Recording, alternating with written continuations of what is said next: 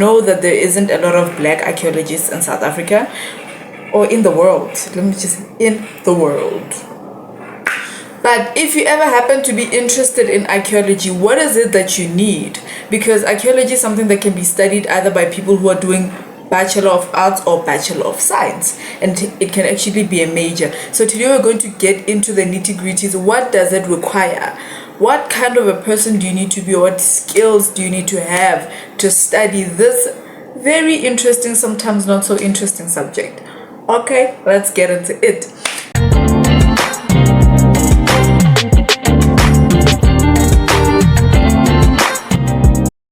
What's up everyone, welcome back to my YouTube channel. My name is Makgotso and I'm so happy to have you here. If you're a newcomer, welcome boo. Then if you're not new, welcome back. In today's episode we're going to be talking about things that are required for you to study archaeology. So I'm a second year student at Wits, okay, technically second year, and one of my majors is archaeology.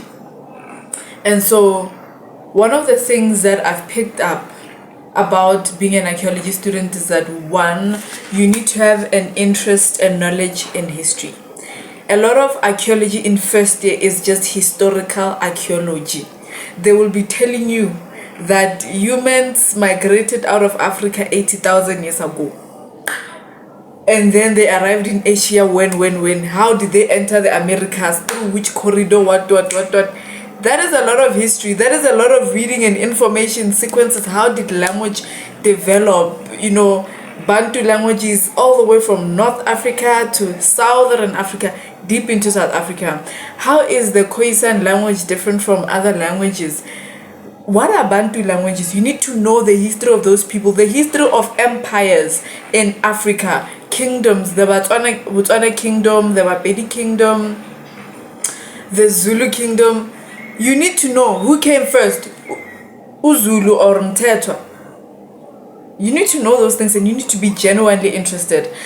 If you did history in high school, even if you didn't do history in high school as a stream, we can, you know, get into this sort of thing. But you need to be genuinely interested in the history of people, culture, you know, the way people make culture, and just the past in J. It should interest you. Don't just be someone who looks forward, like into the future.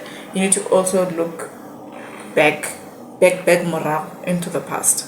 And if that's your thing, then you're welcome. If that's not your thing but you're still interested, I think you need to start cultivating that interest. And the second thing is the ability to work well with your hands.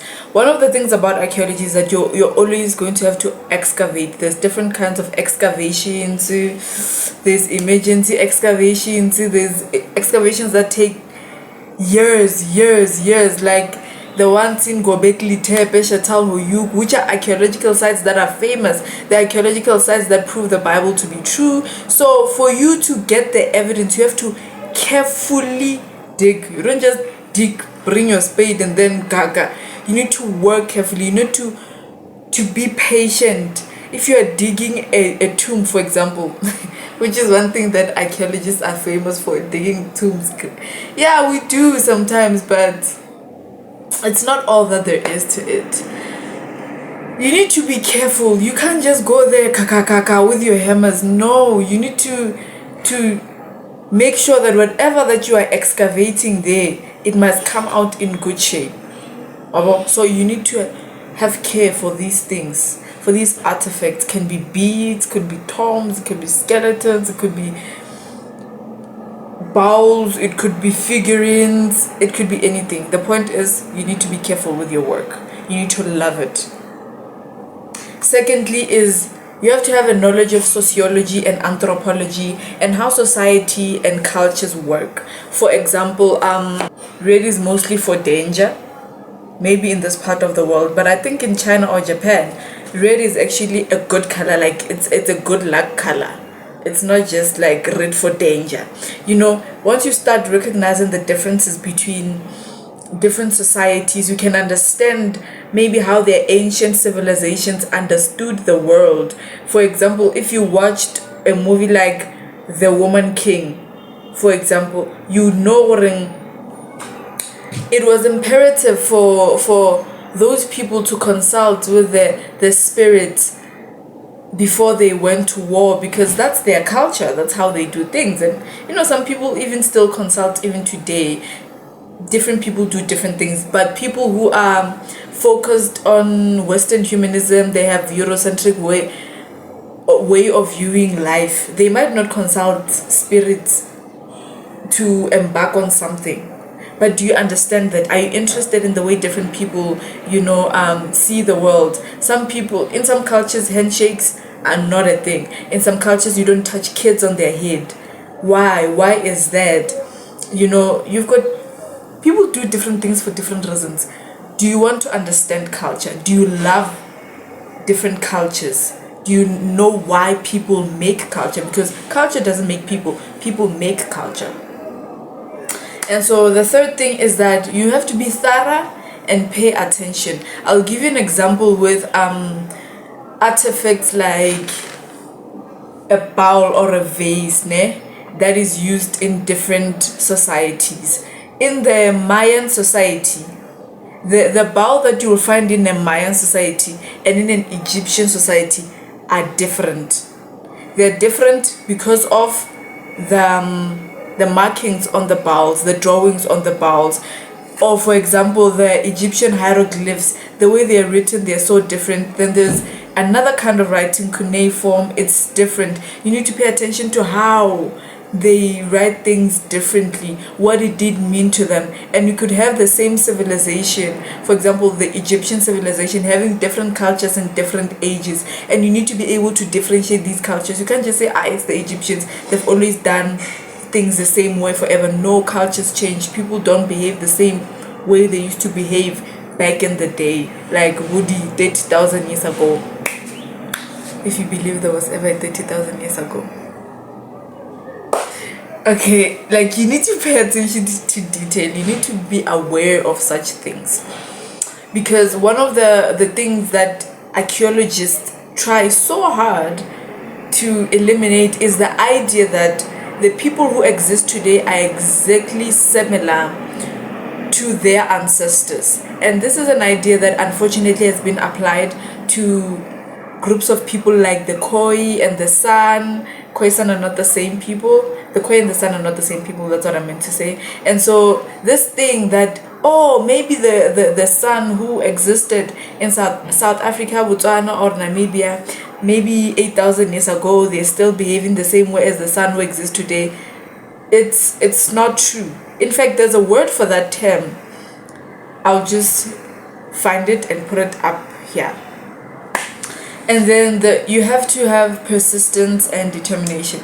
Why? Because you could be excavating a new site and you're like, no man, I think this was a civilization. I think this was a civilization, like a kingdom, for example. You have a few artifacts here and there. You go and publish a paper, but someone is like, this could have just been a village made up of 1,200 people. Your evidence is not enough. Now you need to persevere and keep excavating for months, if not years, to prove your theory, if that's how you're passionate about this thing.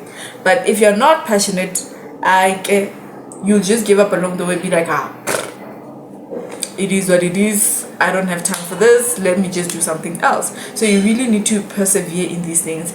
And the other one is excellent verbal communication skills. You need to be able to communicate your findings, communicate your ideas about a certain paper, because in archaeology there's so many theories, so many ideas about humans and where we come from, and sometimes some ideas you just be reading the whatevers and you're just like, let's not make sure something is wrong. So you have an opposing view to that paper. How do you communicate it? Communicate it in a way that the next person will understand your point of view. You're going to be writing essays almost every week. What I know about Wits is that we write essays almost every week. Our exams have essays. Just get used to communicating your point in a coherent manner. Learn how to write essays, paragraphs, explaining your point. And the last one that I think is also very important is analytical thinking skills. With archaeology, most of the time you find things here and there in different stratigraphic layers that show you that there was human existence in some place at a different time, and you have to put the dots together to say, okay, this cloth, if you find a cloth, if you're lucky enough to find a cloth, because such things, they tend to, for the lack of a better archaeological term, rot with time. You get decay. Yes, they tend to decay. So if you find things like, if you're lucky to find some wood stuff, if you're lucky to find a complete vase, for example, or a complete grave with stuff inside, you have to think, was this a kingdom? Was it a village? Was it a city-state? Was it an empire? What was going on? Connect the dots. Let the evidence say something, but that something must not be too far from reality. That something must be tangible. That something must be believable. That something must be scientific. So you need to think analytically. You don't just see artifacts and just think what you think and say what you say and then done.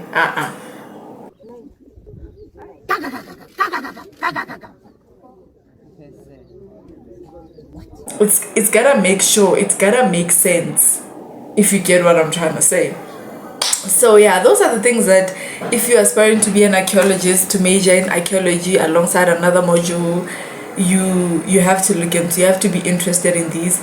If you're not, and you are on your way to applying for something, you have not applied, think about something else, because izokubora if you're a mathematical person.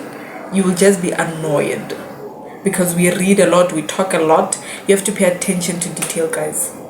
So yeah, that's it. I'll be showing you some pictures and videos about the things that we deal with in archaeology, and then you'll just see for yourself what's going on. Is this your kind of thing? If it's your kind of thing, let me know in the comment section below. If it's not your kind of thing, please do also let me know. Please don't forget to like, comment, subscribe. Should have said this at the beginning. Like, comment, subscribe. I love you, and I hope that we continue this journey together into academics. Don't. I love you. Bye bye.